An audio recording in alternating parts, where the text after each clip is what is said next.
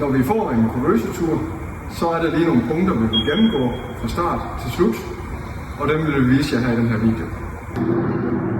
Så slukker vi for tilkobling af trinbræt, som vi gør hernede på den her knap. Det gør, at trinbrættet bliver inde, når vi kører skydedøren op. Det næste vi gør, det er at tage strømstikket ud her til trappestolen. Og så kan vi derefter køre borgerlejet ud, hvor trappestolen står på. Det er at køre ud midt på gulvet. Og så, som vi normalt kender med en borger, og køre den ud her.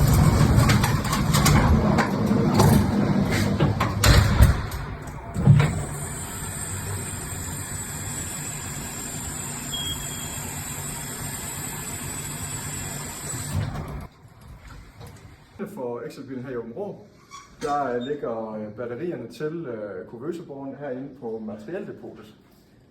Og så er der lige ligesom de ligger hen. De sidder til ladning heroppe på hylden her. Det næste vi skal gøre, det er at placere de her batterier i kuvøsen eller på borgen. Og det gør vi sådan her. Og så tjekker vi lige, der er lys her display, og de kan køre op og ned, så det virker. Og derefter går vi her rundt, ser om der er luft på. Den skal være helt fuld. Og atmosfærisk luft kendetegnes ved den sorte ring, der er rundt om luftflasken. Når vi har hentet barn og kuvøse op på afdelingen, så tager vi strømstikket ud og går mod XL-ambulancen. Imens der er der et batteri inde i kuvøsen, der opretholder det, den skal, indtil vi kan sætte stikket i igen ned i XL. Inden vi kører kuvøsen helt ind til væggen, så monterer vi lige strømstikket i 230 volt. Det er den der, og plus så har vi nogle iltslanger med både med luft og ilt, som vi monterer i henholdsvis den sorte, det står jeg også markeret her, på luft, og den blå i ilt. Derefter kører vi borgen ind til væggen, så den står sikkert og godt under transporten.